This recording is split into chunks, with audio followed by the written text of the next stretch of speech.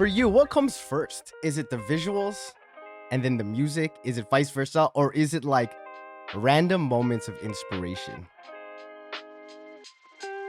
Is now the algorithm determining how we approach art? I know a lot of like people that are more old school in their thinking, and they'll be like, oh, back in my days music videos were the thing, and then back in my days we used to only spin vinyl, and back in my days it's always like, man, shut the fuck up.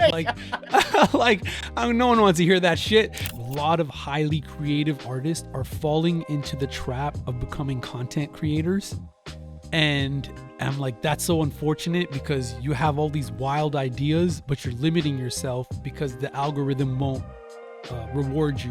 What the most I probably blew on a video was probably like 50K or something. And this is a whole nother conversation, but the ROI of music videos and the medium of music videos is, slowly dying. What is the incentive for artists to continue to make music videos? I'm not exaggerating. This is one of the worst videos I have ever seen in my life. Like, not even my worst video. This is hands down one of the worst pieces of visuals. And I'm like, oh my God. For me, it's always been world building, So I'm like, what is this world that I'm introducing to the audience? What does that sound like? What does that look like? What does that feel like? The one thing I always ask myself as an artist is, what am I contributing? Break all the rules you can, have fun with it. That's how I approach my art. And for me, it's paid off. Thank you guys for tuning in to the next episode of Beyond the Cut. And this one is with SVDP. He is an artist, a world builder, director, a whole bunch of stuff. And we got to talking about how he builds out these experiences for his audience, which was one of the dopest conversations I've had so far. So thank you guys for tuning in. If you guys enjoy his stuff, please follow him, and support his work. So let's get into it. For you, what comes first? Is it the visuals and then the music? Is it vice versa? Or is it like random moments of inspiration? I think it varies song to song, but for me, I've never made that separation between the music and the visuals. So it's never been like I make an incredible record. Well, sometimes it is. Like, I'll make something and then be like, what's the visual for it? But sometimes it could also be I have a visual idea and just don't have the music for it yet. And I just got to keep working on records and then be like, boom, this is the one that'll work with the visual idea I had. For me, it's always been world building, So I'm like, what is this world that I'm introducing to the audience? What does that sound like? What does that look like? What does that feel like? It's considering all components of that world. But yeah, I've always been inspired by people like, like David Bowie and Kanye and Tyler, world creators, people that are building worlds. So you might be familiar with your music, but you also know that their fit is going to be something crazy. You also know that their, visual stage production is going to be something crazy. So it's like, that you're entering this world of, say, Kanye or David Bowie or like FKA, these artists that are just creating these experiences. Those are the type of artists that I've always looked up to, especially an artist like, Bjork. I've always looked up to her production, her songs, and then you go to her show and then it's something so immersive and something you've never seen any other artist do. And that world is very specific to Bjork. And that's what I'm trying to create, is this world that's very specific to me, and you can identify that with what I'm creating. You talk about it actually in one of your latest posts, like getting into the directing and world building for Black, and how you're really practicing that craft. For people that don't understand what world building is that more of your whole overall brand? Like, you are creating this brand, what people could really attach to? Or is it on a case by case basis in terms of like certain music videos and certain projects that you do, certain albums even? No, I think it would be like the overall experience of it. I think the word brand, I guess you could use the word brand when it comes to like selling something. For me, I like to look at it as an experience. What do they experience? What do I want the audience to experience? when I'm presenting this piece of work. The one thing I always ask myself as an artist is, what am I contributing? What is the thing that I'm contributing to the art form, especially say within hip hop culture? When you first start getting into like music, the first thing you do is you mimic artists that you looked up to. But then, especially within hip hop culture, I'm a South Asian artist participating in this space. So at first it's cool. I could mimic my favorite artist, but then eventually you hit a ceiling and be like, okay, what is it that you contribute to this culture? And I try to always start with that question, is like, what am I contributing with this, whatever it may be, whether it's a video or a song or an album. It's like, what is my contribution to this? Has the thought of just giving people an experience always been with you ever since you started? Because I've watched some of your older music videos, Water, Water, Money, Power. Even like, I think that's like the earliest music video on your channel. Yeah, And even like the set design, the concept, it was 8 years ago, but the experience always feels like it feels like it could live today and people wouldn't know. I've always been like a visual artist. That was one of those instances where I had this idea and I'm just like, this is going to be so difficult to execute. I can't afford to make this, but it just kept haunting me. I'm just like, why? And I'm like, unless I finish it, I'm just going to keep thinking of this idea. And I'm like, you know what? I'm going to do it. And it was hell to do. I had to like drown and essentially like waterboard myself. I can't swim. I have a fear of like large bodies of water, and I'm getting drowned in this video. Like I barely was surviving off music then. And I'm just blowing like 10K on a video that would not generate any money. And for me, I'm like, you know what? I have to do this for the sake of this idea that's going to haunt me. Your mental, for sure, right? Yeah. And I'm just like, you know what? I'm glad I did it, but it wasn't a fun process. The budget, you just said 10K. And I feel like the budgets back then doing music videos to like what people are doing now, especially in terms of the equipment that you have, obviously AI, graphic design and things like that. How has that changed for you? Like seeing and when I was looking at the production, like you had a lot of set design, wardrobe, first AD, Yeah. and then I'm assuming later on the crew's getting smaller and smaller because you're starting to do a lot That's more, right. or the homies are like, yo, I could run a camera real quick, or I have clothes for you that, you know what I mean? That's right. So like, how has that changed? Because you've probably seen it, to answering all these people and all these people on set, to now it's like maybe a crew of like 4 people or whatever. That's interesting because, well, one, I think that just varies on the scope of the budget you're given. But you're right. Like the crews have been getting smaller and smaller, and I could do most of the stuff myself. I also enjoy doing most of the stuff myself because like we have so many resources now, especially with, AI, the new technology. We have so much software accessible to us. But for me, when I spend the most I probably blew on a video was probably like 50K or something. And the video did well, but then I might blow like 30K on a video and it does nothing. And then I'm like, well, this is a whole nother conversation, but the ROI of music videos, right? Ooh, You think yeah. about, well, they're not what they used to be, right? Music videos used to be on TV, and it used to be like the primary way of how an artist would express themselves visually or let the audience know what their brand is.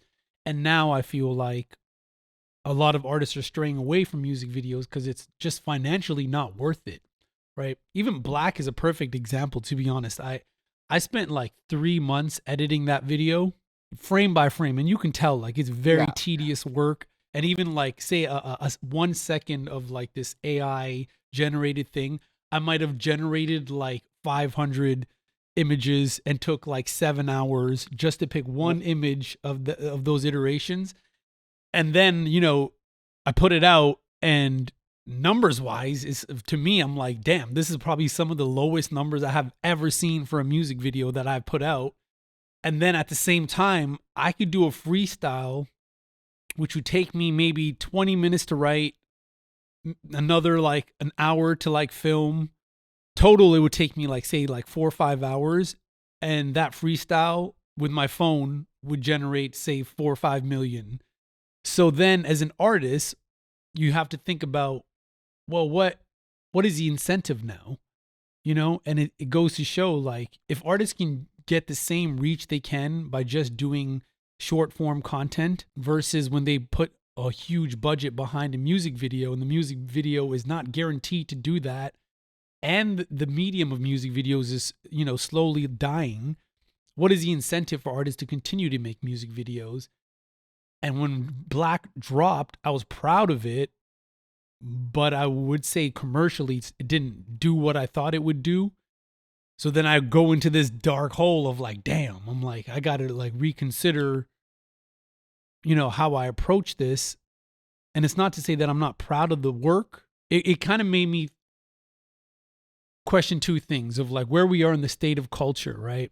So what you're doing, I think, is important because you're taking these videos that may not do well based on the algorithm, but you see the artistic value in it, and then you break it down and then you introduce it to an audience.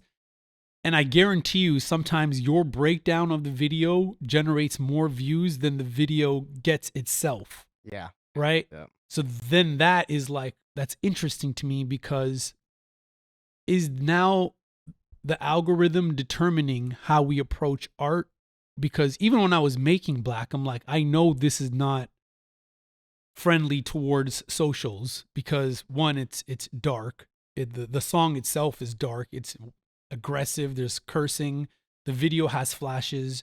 It has scenes that can be taken as nudity, but it's not. It's just like skin. But you know, the algorithm, anytime anything remotely looks like skin, it'll flag it. So it had everything that is like anti-algorithm, and I knew that going in. But then I'm like, well, is this going to deter artists from making a certain type of art? And is now the algorithm kind of like outlining to artists, hey, do this and you'll become successful on these platforms? So it makes me question, like, is this going to change how we approach art? You know? Yeah. And that's another conversation, but I'm like, I started having that conversation in my head. I'm like, for me, I just got to do ideas that I got to get out no matter what. And, you know, whether it does well commercially, I'm not thinking about that when I'm making it. I'm only thinking about that after I make it and how to market it afterwards. Yeah. But I know a lot of artists is like, you know, content creation and art. How do we balance that? It's like, are you making it for the algorithm or are you making it for the art? And that's exactly, now that social media has kind of exploded, it's like there's a blurred line between those two, right? I wasn't so much deterred from the numbers. For me, I'm like, I always like to be connected to the audience. So anytime like something doesn't do well for me, it's not that I question myself as an artist. It's just like, okay, did I connect this time and why didn't I connect, you know? And there's so many different factors and timing and how we're releasing it and all these different things. But I think that's always priority for me, is to be able to connect with my audience, you know? And yeah, and inspiring other artists to just push themselves and try new things, you know? That's crazy. It's now we're getting into this whole like social media age, but because you've been doing it for so long, even before short form content blew up, how's that changed your visuals and how you approach projects now? Are you writing a song and trying to be like, okay, maybe this one doesn't get a full on music video, maybe we just have a couple short form pieces for it? Has that changed? Because you've seen both sides. You've seen Yeah, absolutely. You know? I personally love like the short form content. I love making like just short pieces of art that don't need a huge budget and that I can execute myself. And it's almost like a challenge to me. For me, I always love adapting to like new mediums, new ways in which we consume art. I know a lot of like people that are more old school in their thinking, and they'll be like, oh, back in my days, music videos were the thing. And then back in my days, we used to only spin vinyl. And back in my days, it's always like, man, shut the fuck up. Like, like no one wants to hear that shit. Just like, for me, I'm like, yo, you know what? For me, I always look at it as a challenge to adapt to how we are moving as a culture. I feel like a lot of artists, like a lot of highly creative artists, are falling into the trap of becoming content creators. And I'm like, that's so unfortunate, because you have all these wild ideas, but you're limiting yourself because the algorithm won't reward you for these ideas. So instead, you're now just filming these insanely boring concepts in front of like a park or like a train tracks or some shit. I'm like, well, everyone is doing this. Like your whole job as an artist is to be creative and to present, these new ideas to the audience. But now you're a content creator. You're doing the same thing that someone who's selling fucking a liquor brand or makeup or doing something, and you're falling for that trap. And I feel like we have to stop working for these companies. Essentially, that's what content creation is that you're essentially just working for Instagram or TikTok. Yeah. And they're just mining your audience. And I feel like, if you can game it somehow in your favor, sure. As a creative, as an artist, for me, I'm just like, we still have to push the boundaries of like, what does this look like artistically? How can we move forward artistically and do cool shit? It's the quality over quantity, right?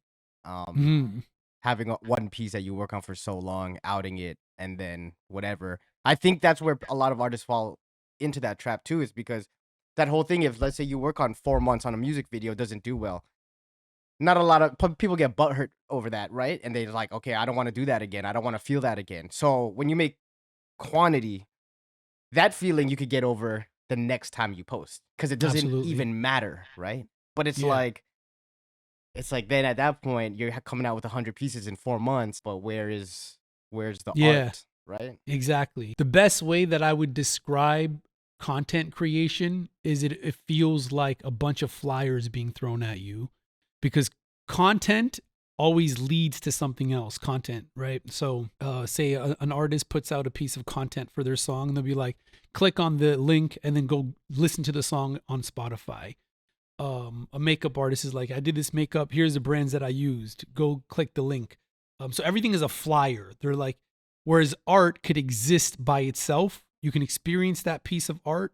And when I'm making quote unquote content, I always try to make something where you don't need to listen to the whole song if you don't want to. You can experience this by itself, and you can come back in 10 years, in 15 years, and still experience this as a piece of art, right? Whereas content is dated pretty much in the week or the day that it's released. Imagine walking down the street, down the block, and you get 100 flyers thrown at you. I'm like Vegas, when they're just exactly, just flyer after flyer. That's what it's scrolling feels like. I'm just scrolling through a whole bunch of flyers.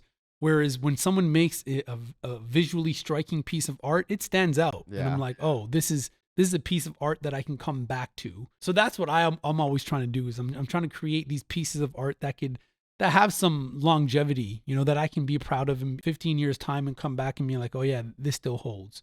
I wanted to talk about the 90s because it's so interesting that, and I even remember texting you. I'm like, yo, your videos, the way you put out videos, the quality and stuff, the music reminds me of that. How much has that influenced the visuals? Because the visuals especially, and like I was watching some of your older videos, like Bitch Go, and I was like, this feels so 90s. Like I'm like the wardrobe and everything. Like how has that affected the visuals? Man, I just like, I came up off like watching Missy videos. Oh, come on. What's your favorite Missy video? What's your my God. Busta had some good music videos too. Oh, Busta, I mean, the whole Hype Williams run was incredible. Legendary. Like, legendary shit. Well, actually, Black was inspired by the Victory video, the bit Puffy and dude, that's Biggie. My favorite. Like every time I work out, that's got to be the number one track. So the gargoyle scene is straight up. Yeah, now that you mentioned it, Busta and on the Rhymes. building and stuff. Yeah. So that's the.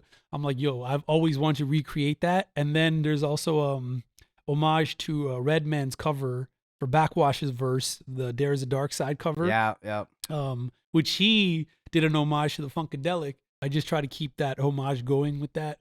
But yeah, that was a huge influence, man, because I felt like, well, one, they were blowing like $500,000 on videos back then, so they had to look good. They had to, and they don't do that anymore, except for. Have you ever watched one of those K-pop music videos? Because they spend, and I appreciate that. Like I appreciate the art of that and like what they do to set.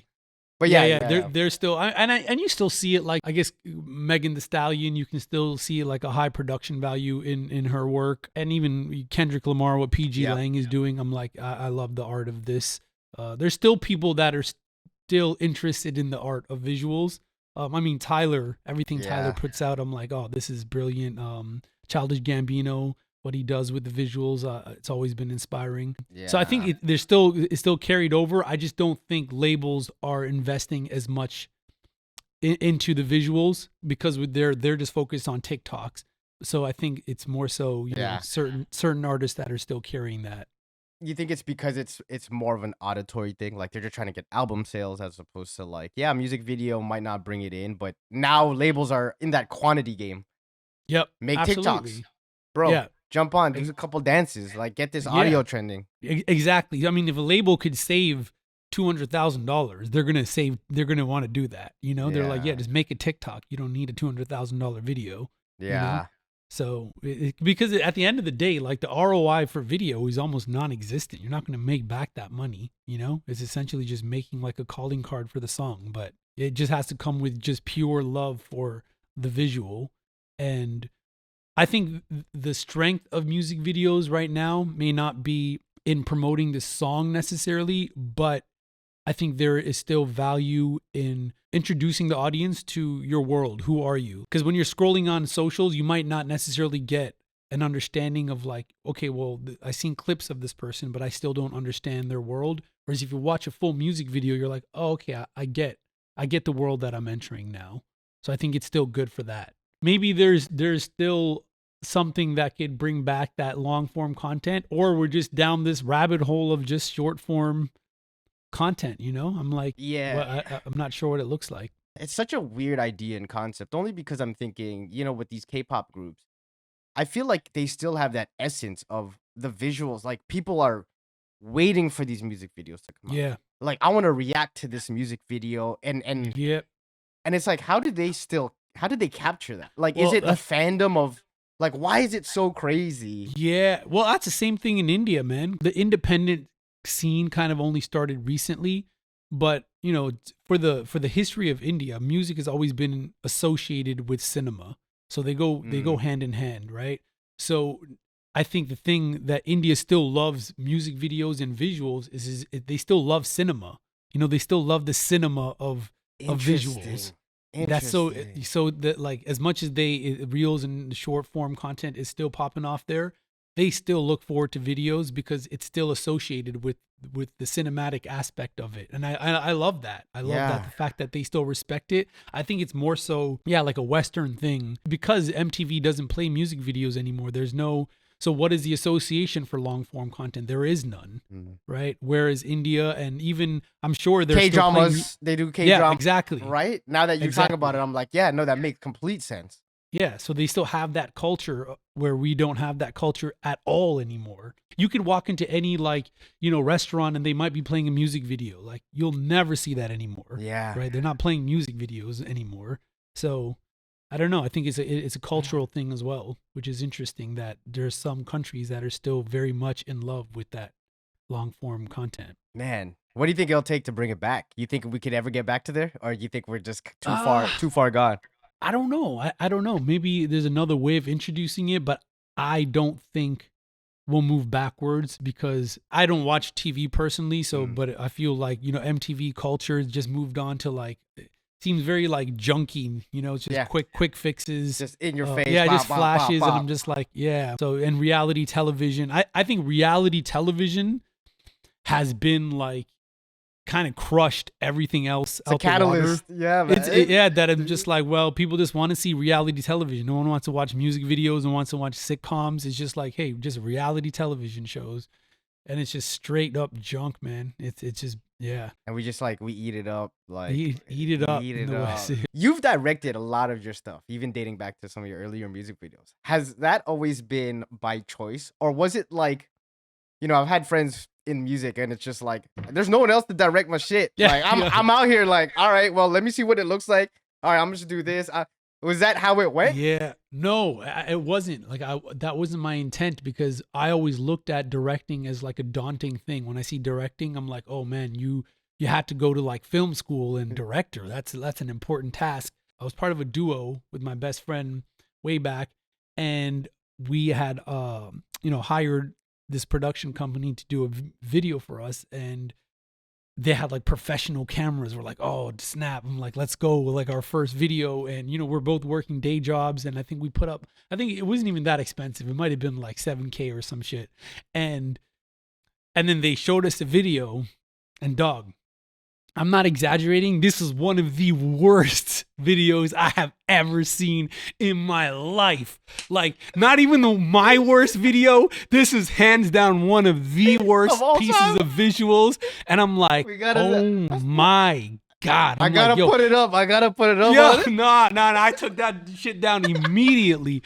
But for me, I'm like, then it made me question. I'm like, yo, if this looks like shit and I paid someone, I could just do this myself. And I'm like, if it looks like shit, at least I saved $7,000. So that was the catalyst for me to be like, you know what?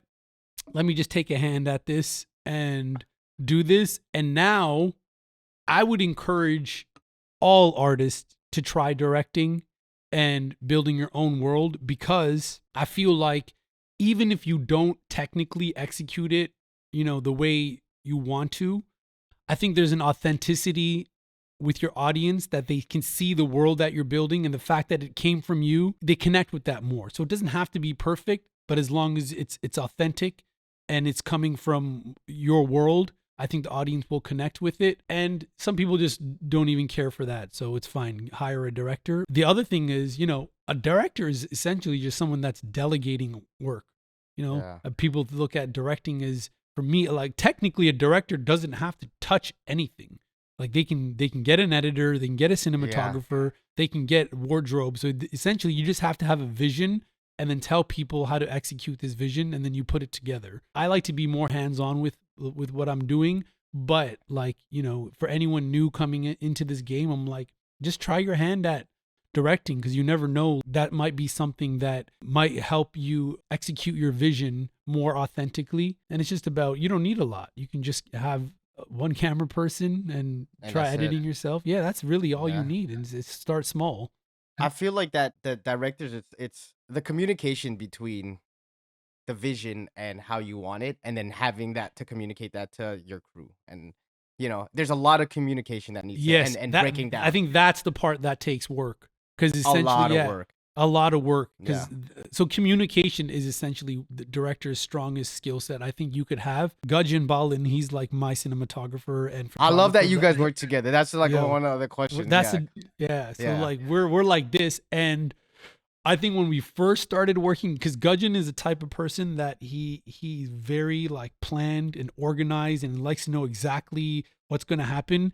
And me, I'm just like, yo, I got here's one screenshot of inspiration. I kind of want it to look like this. Let's go see what it looks like when we get there. And I'm always just rolling with the punches, get as much footage, and then I'm like, let me just see what I can do with it. And then we kind of build this workflow where I'm just like, yo, let's just trust the process and have fun with it. You know, some people love to storyboard every single shot. He's probably like there. He's like, yo, I got to check this out. I got all this. You know what I mean? Wide shot, medium shot, close up. You're like, yo. And for me, I'm just like, yo, let's just have fun, see what we get. But the thing is, musically and visually, I don't know anything. Like I am not particularly good at anything, and I don't know anything. I haven't been trained for anything. I can't play an instrument. I couldn't tell you what a note is. I don't know color theory, because technically I have zero idea what I'm doing. And the way that I always approach my art is with this like childhood imagination. And I like approaching art like that. I like approaching art with this, you know, there's no rules to this. And if it feels good to me, then it feels good. And keep in mind, I've been doing this long enough where I know when something doesn't sound right or look right. Yeah. You just know it's off to you, and you're like, exactly. I just acknowledged my brain works a certain way. And even in music, I've never had like the mathematical brain for music, but I've always had the emotional brain, and I know what works emotionally and how an audience connects. So I know that's my strong suit. And that's why, you know, when I work with my producers, they are like nerds in terms of like music theory. And even Gudgeon, he's a super nerd in terms of like visuals. Yeah, visuals. So I can tell him, I'm like, hey, this is the type of visual I want. He's like, okay, I know the exact lens we need for that. I need the And lighting. I know the way it looks, and then like he'll exactly, do it. He'll show you, and you're like, no, this looks like a little off. I need this to be lit. And he's like, okay, I got you. Boom, boom, boom. exactly, You need to. You exactly, need people like that though, especially when always, you know that your weaknesses needs to be filled, and if you can find exactly. that squad that helps you, it's like a Yep. perfect marriage. Yeah, You know what I mean? absolutely, man. I always say the strongest thing you could have as an artist is to know your weakness so that you know how you need to be supported. You don't know what you're not good at and you're letting your ego take over. And there has to be a trust, right? There always needs to be a trust both ways. There needs to be a trust where I can trust this person to execute the vision and they trust that I have a vision. Yeah, you know? for real. Because if you don't, like, there's been artists who like don't have a vision. You're like, this is shit. What the fuck am I looking at? Yeah. Yeah. So if you have like a highly skilled like cinematographer and an artist that doesn't quite have a vision yet, the cinematographer is going to question it and then be like, well, Yeah. you don't have it right. Whereas I think I would like to say that I build a track record enough where I'm like, just trust that Absolutely. I know, that what I'm doing. And then fortunately, I'm blessed to have a team that trusts that vision. Have you and Gudgeon fought? Have you guys fought on set or like bump ideas to the point where it's like Not really. Wow. We don't. I think we don't like. We fight outside of the set, but never about creative differences. Like but I think we both have a great understanding of just like just knowing how to articulate our ideas and just compromising, But yeah, I think we both somehow. The fact that you brought that up, I'm like, I can't think of a time where we both had. Yeah, no, we got a great collaborative relationship, man. Like, and I super appreciate even having him around. I'm like, and to be honest, is like sometimes it's not even about the finished product. We're just like two kids that just love doing this shit. My favorite things we ever done was in India. We were there in March. I just want to do this concept. I'm like, yo, let me be on the back of like a Harley and have someone riding it. I'm rapping in the back of a Harley and you follow me. And in my head, I'm not thinking about the technicals, right? I'm just like, that would be a dope shot. So we call our boy Ken. And Ken is the dude. And when we're in Chennai, he's like the dude. He's the plug. The hook so up, like, the hook up. I'm like, Ken, we need someone on a bike. We need like 4 bikers, me on the back. And I'm not thinking about safety or anything. He's like, got it. He's like, got it. He'll call me back in 4 hours. Or he's like, I got you 4 bikers. I got you so-and-so. She's going to ride this Harley in a mini skirt. And I'm like, we're not thinking about, and the thing is, this is India, right? So if we were to do this shot in Toronto, we would need a permit. There's no way we can get on the highway without helmets, without a permit. It'd be instant like, whoop whoop, and then you're like, in 2 seconds there'd be a cop.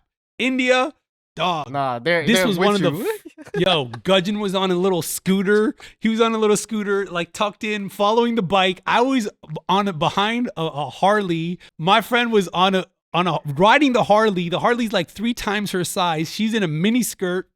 There's no safety, and we're just like go, and we're just on the highway at like midnight. Oh, it was the funnest shit ever. I'm like, oh man, the adrenaline rush of this. And in my head, I'm not even thinking about how this is going to turn out. I'm just like, enjoying the moment of my life. Enjoying the moment. And whatever we get, we'll make the best out of it. I'm like, I think that's what makes our collaborative relationship with like, especially Gudgeon. He's just down for an adventure. We're like, let's just go on an adventure and shoot shit. How important is it to keep that childlike wonder and have people around you to be down? Like, you remember when you're a kid and you're like, you go outside or like even the idea of like, remember going to your friend's house, you leave the bike on the lawn, you come out and you're like, yo, who the fuck took my bike? Like, you have to walk home and shit. Like that stuff, I feel like, having the essence of playing softball and like tag or manhunt. And how important is that to keep that essence? Man. And finding the people, like, how do you find people like that? For me, that's almost been like my survival. That's all I had to hold on to because I didn't go to art school or was never trained in music. For me, the only thing I had was like, okay, let me preserve this imagination and approach this. And I know I'll find the right people along the way. But I think that's super important because as soon as you lose that imagination, then you start playing by the rules and then you start making really boring shit. Like that's, you just start making art. Then I'm like, well, like AI can do this. Like this is not even fun anymore. I'm like, for me, I'm like, break all the rules you can, have fun with it. That's how I approach my art. And for me, it's paid off. But I think, yeah, that preserving that childhood wonder and imagination, that's super important to making exciting art. I want to get into editing now. So we talked, artists, obviously dope artists, getting into directing, and for the Black music video, you edited it. Yeah. How is that for you? There's some people that enjoy editing, and there's some people Yeah. like, please get this shit off my computer right fucking now. How was that process for you? And did that open your eyes to other things where you're like, I didn't even think about this stuff. Now Yeah. that I'm sitting here, I'm like, oh, I get it. I get this. I think for me, because I'm so specific with my vision, I like to edit my own work. I love the creative component of editing and just looking for new ways to find just new interesting things that I can do. The thing about Black was the reason why it took as long as it did. What's interesting, and this is something I've experienced for the first time, is because this is the first video that I really wanted to dive into AI. And AI technology was moving so fast that when I thought that I had the video done, there would be some kind of new breakthrough with AI that I'd be like, oh, damn, okay, let me try this now. And while it was happening, I was also learning new programs and new platforms as they were being released. And, you're watching how fast this is moving. So every month there would be like an AI breakthrough. I edited that video literally 4 hours before it dropped. Like I was making new scenes for that. There was parts of it where I'm like, damn, this just dropped. Literally like on that day, I think Runway had dropped like their A new imaged, a new thing. And I'm like, oh my God. I'm like, are you serious? So then I was just like up all night that night before cutting new scenes. I'm like, oh my God, I wish I had another week for this. But then it's endless because AI is just constantly going. And I'm like, oh, this is so interesting. But that's the other reason why it took so long, because I was trying to keep up with the technology and just be adventurous with it.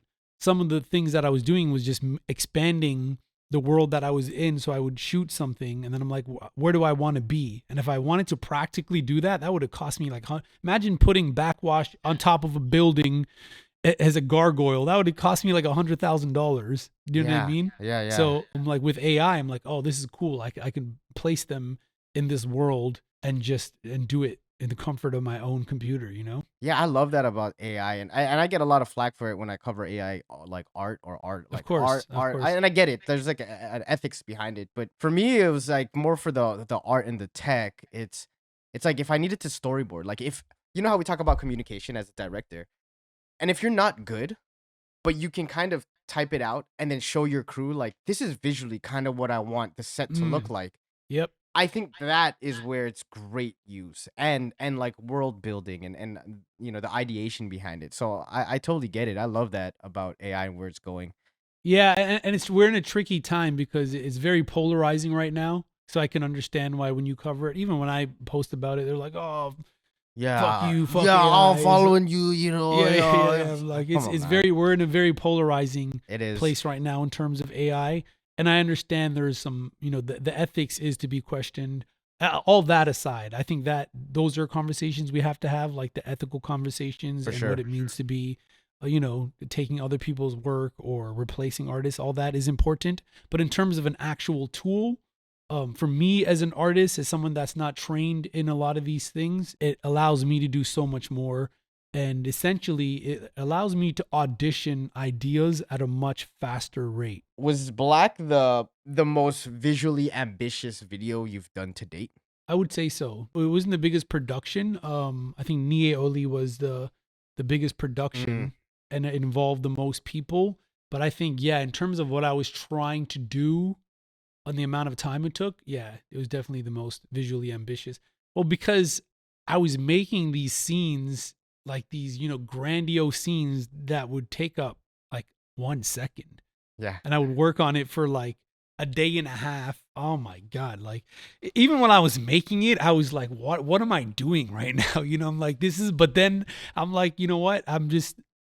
Let me just explore this and get it out of my system. It's the same thing with water, money, power. I'm like, if I don't do this, I'm just going to it's going to haunt me. So let me get it out of my system essentially. So yeah, no, it's definitely the most ambitious visually. Dope. If y'all made it this far, you guys know what it is. I love you guys from the bottom of my heart. Please share this video with anyone you think would enjoy it, and let's get to the breakdown.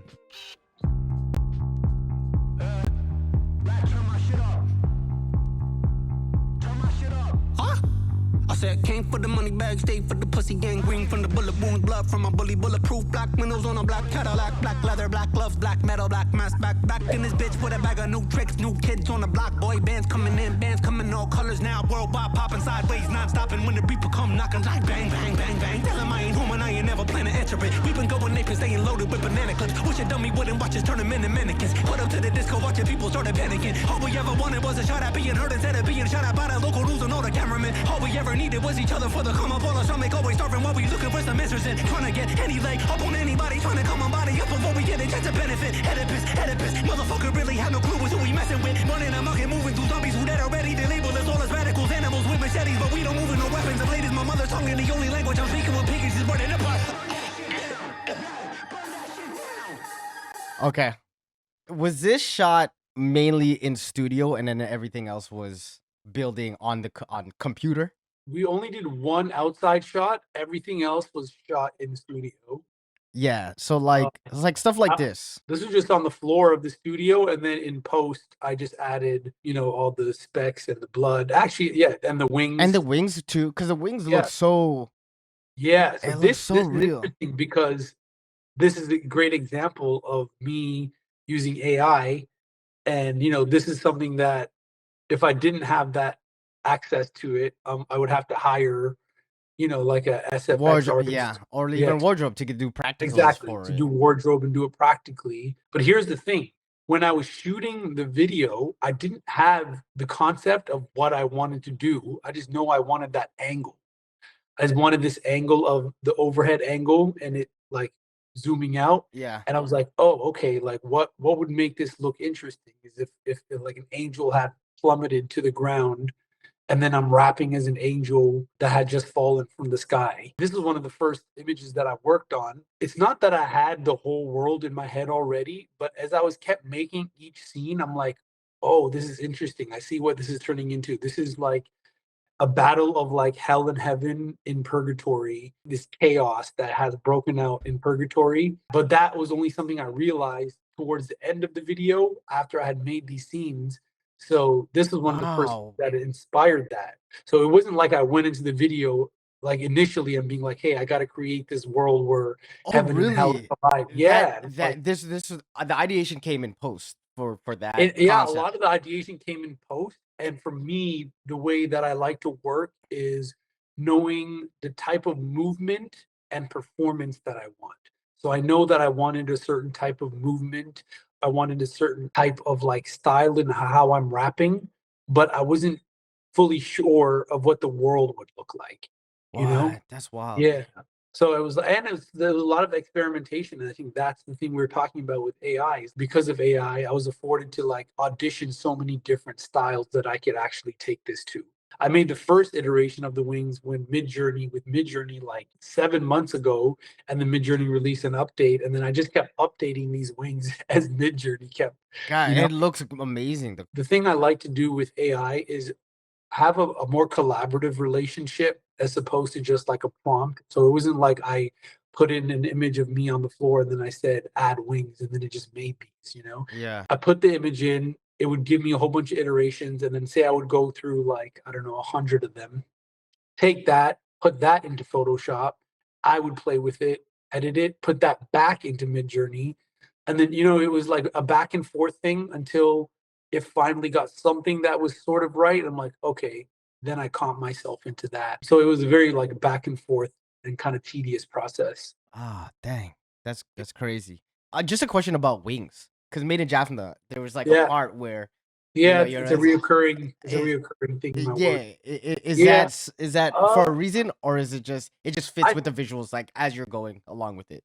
You know what? I think it's been like a unintentional kind of a theme within my work. I grew up as a Catholic, so I went to church a lot, and I was brought up religious, very religious household. And so, just the symbolism of the Bible and church, and I grew up with that.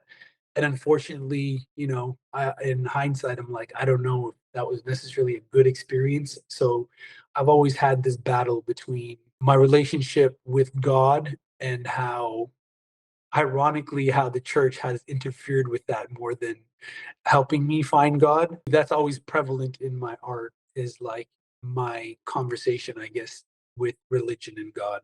Just because we're talking about religious like symbols, the makeup Oh yeah, that was I think that that's kind of like a consistent makeup, that backwash. oh, okay. Where yeah, it's part of like their aesthetic. You know, the reason why we got backwash on this, it was like, man, it's just aesthetically something makes sense with y'all. And I'm like, I saw it. I'm like, yeah, I see it. I love that. And that's I was questioning it and I was looking at it. I was like, "Oh, this is actually really cool." Yeah. For this like centaur scene, is this a full body shot and like the lighting? Were you just extending like filling this frame out? Yeah, the only thing practical in here is my face. Is this your upper body or was it just like this? No, you know what? It might have. I don't even think it was my upper body, It's dude. just it's literally just I this. look, Like, yeah. Like, okay. I don't mind it. It's a jacked Yeah, body. I was like, dang, this guy really just took his shirt off for this scene. Because if I was like that, every video I'd be, you know what I mean? No, that was just like, again, this was an idea that I'm like, this. I like this lighting on my face, and I didn't quite know how to make it look cool in a wide shot. And then I've always had this idea. I'm like, yo, I just want to be a centaur in one video. I'm like, oh, this would be the perfect way to like incorporate it. And then this, where was this recorded? Is it This like was hard this was green green screen? screen. Yeah, okay. Yeah, this was green screen. So Backwash was fully green screened. And then I had the reference from the Victory video with Busta. And again, I made like a mock-up style, just a mock-up for Photoshop. And then once I got something that I liked, I fed that back into Midjourney a whole bunch of times. But this took a while for it to like get it right, because I had to go through so many versions where the the footage I had would still work, right, in Yeah. terms of proportions and lighting. So that was the challenge. I think because we have so little control over like the images that are made with AI, it's a bit difficult. I think that that'll change within like the next year. There's a lot of like fidgeting around and making sure. And you know, the fun part about this video is that I wasn't too hung up on the technical things. I'm like, I wasn't Yeah. too hung up on if it was the perfect lighting match, or I was just like, is the vibe there? You know, like do you feel something? Like, does it look cool when you Yeah. look at it? Is the vibe? I'm like, yeah, the vibe is there. Like, because you can zoom into any one of these and you'll see a whole bunch of mistakes. I'm like, I don't care. But I'm it's like like, the imperfections with it too. I feel exactly. like, The whole yeah. the whole I think that's what made it so punk. Like even the song, Latch's computer, Latch is the producer of the song.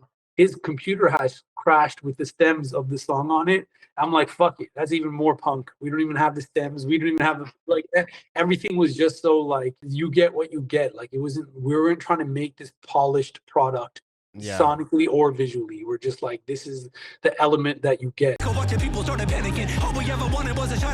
okay, even if you go back to there, that gorilla stomp or whatever, I was like, what I wanted was a gorilla smashing a car, and for the likes of me, I couldn't get it, and all I can get is the gorilla, and then it looked like Like it was picking up another furry creature, like a bear. It almost looks bear. like, It looked yeah. like yeah, and then in my head, I'm like, oh, even the imperfection of AI is even cool for this. I'm like, this looks cool. I'm like, I don't know what's happening here, but Yeah. I'm like, it's not what I initially wanted.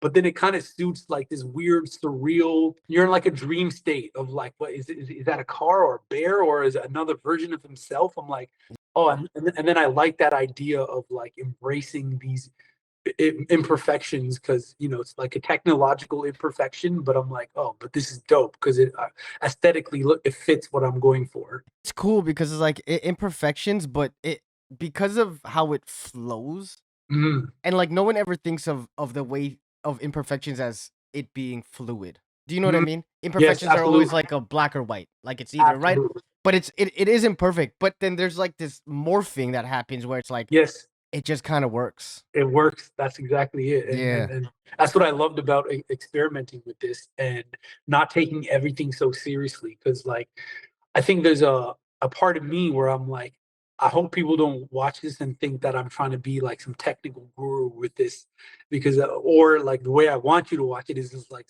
some dude that's just letting his imagination run free. One of my favorite shots. Me too. Love the shot. Like even the way the wings flows with the face and like the contrast between the colors.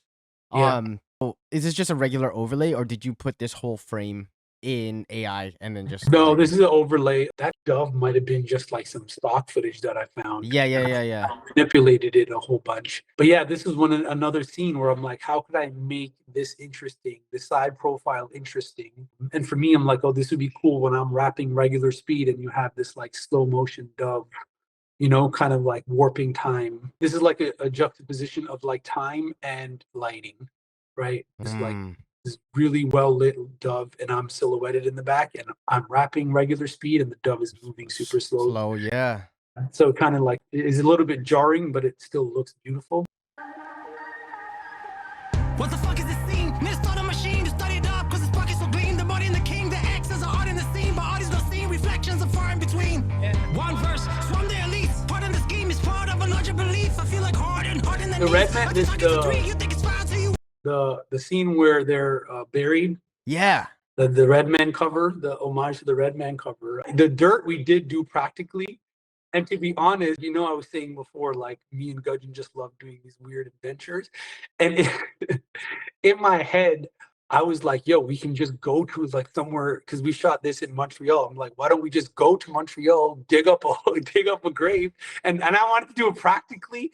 And then I was like, oh yeah, I'm like, I got to think about if other people actually want to be buried. And I'm like, okay, that's not going to work. But we did do, it was green screen, but we did do all the dirt. So we did get a whole bunch of dirt and put it around them. Yeah. So we could get the practical elements of the dirt. Yeah. So for them, were they in a like, was it a box? Yeah, it was like we just got like this, I guess cardboard, like thick cardboard, and then put a whole bunch of dirt on it. And then they were sitting down. Yeah, they were just sitting down. Yeah. That's hilarious that you're like, yo, let's dig up a grave. And then I was just like, you know why? Because I saw an interview with Redman and he did do that. I'm like, well, I can't pay homage to Redman and not dig it up. Yeah.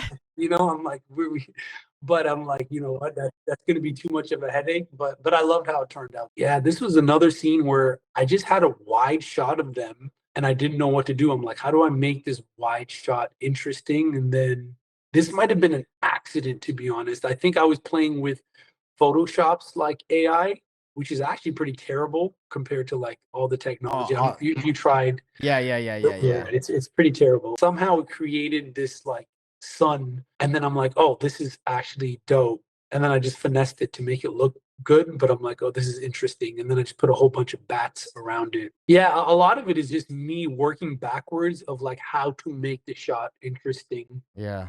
So I didn't necessarily storyboard this. Man, I even love Backwash's performance here. Their performance is so good. It was like the movement as well. And was there any directing on your part for them, or were they like, I know what to do, like I got it? Yeah, I think Gudgeon gave them some direction in terms of movement, and Gudgeon is great at that. So like even when I'm directing, especially when I'm in the shot, I can't see it. But you know, Gudgeon is like a prolific photographer, so he's able to see like the way that the body should be positioned and how that transitions on camera, and he has a knack for that more than I do. So he's able to like give that direction of like, hey, keep your elbows out a little bit, but don't go past beyond this point. And sometimes, you know, like you might get like a pretty good performance, but then there's like 3 seconds of it that is like, oh, they're doing something with their body that just looks so cool. Yeah. And I think that was this moment where they're just taking this cool step. Yeah, like you have to hand out in that cool way. It almost feels very zombie-ish, but also very Exorcist styles. Like there's like that movement and the Right. Because sometimes when, you know, especially on a music video, like it takes a bit for you to get warmed up, and you might not hit it until like the middle of the verse. I'm like, oh, that's a sweet spot, and I think they hit it there. That horse on fire was like literally the last. I added that like 3 hours before I uploaded this. Something had dropped that morning, and I was like scrambling. I'm like, oh, this is good. I know already what I can do with this.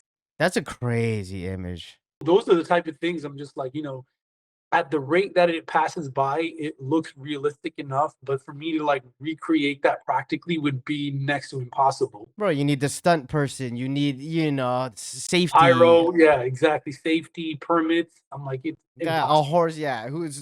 I know someone's gonna be like, yo, let's get a horse and light it on fire. You know what I mean? Because that's how you're thinking, right? In your Yeah. head, you're like, how can Yeah. we light a horse on fire? And you're like, Yeah, ah, exactly. well. I'm like, that's what's so exciting. I'm just like, with the development of AI, I'm like, you would think people will be excited to do imagery that we could never before, do unless you had like $1 million budget. For sure. And now I would love to see creatives just really exploring and pushing the boundaries of what we can do with this. And I think it's always just like comes back to that the budget and like where the money is for Yeah, the return of investment. Like it's not, exactly. but hopefully like stuff like this could really like bring it back. This is an homage to Gaspar Enter the Void. I study Gaspar Noé a lot. Aside from being an incredible filmmaker, I love the attention to detail. I think that's what separates like a good director and a great filmmaker, is that a great filmmaker considers every single thing that appears on the screen as soon as you hit play. That goes from like the way that the logos are presented to like the credits to the end of the credits. Every single thing is considered, like the weight of the font. It's not just the story being told in the middle. It's like, how are you opening with this? How are the transitions? Every detail is important.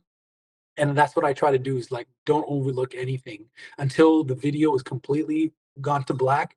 It matters. Even with these scenes, I'm like, this took like maybe 2 days to figure out the right, iconography and everything for that, and like presenting it in a cool way that feels cohesive. Yeah. But that's that I just study like Gaspar Noé and Martin Scorsese. I saw this one clip of like Scorsese like fine tuning the weight of like the font of for the credits, and I'm like, oh, this is cool. Like, do you see someone as prolific as Scorsese sitting down and knowing, how the weight of a font gives you a different feeling? And I'm like, yeah, That's like that. that's insane because it's like, and no one will think about that of him. Yeah, exactly. Right? Yeah, that's what makes him so genius. He's like, nothing is overlooked. Yeah, I Beautiful. don't think enough people think about how fonts make you feel. They're always just looking at it, but like it might be, I don't know how to articulate it, but I know when I'm just scrolling through like beautiful design, I'm like, oh, like I feel a certain way. I already know what this is. You're looking at something expensive, but you don't know how to articulate it. You're like, this just looks expensive, or this looks like a certain way. And I'm like, every part of design is that. It can make you feel a certain way, whether you're conscious of it or not. That's all That's art. what makes an artist art. Is like they're aware of it. They're aware that this could trigger an emotional reaction from you. The way everything is put together, from the font to the fades to the lighting to the word like fashion though. Absolutely, absolutely. Dude, I appreciate it, man. Oh man, I appreciate you. I appreciate the work that you do, and highlighting artists and all these beautiful visual works, especially in a time where the way that we're consuming visuals is so rapid, and we're just gobbled by the algorithm and content creation, and you taking the time to like dissect visual work that people put a lot of time and effort into. And it makes me happy to know that there's like still people that like care about the details, care about the fine little things that we like slave over. So it makes me happy that you exist. Dude, I appreciate it, man. And that's all I really want to do with this brand. Like, as much as I love the visuals, I wanted to be able to share it and then show people, like inspire people to do it. Yeah. I'll keep in touch, man. And yes. Anything you need, let me know. Appreciate you, brother. All right, brother. All right. Peace. Peace.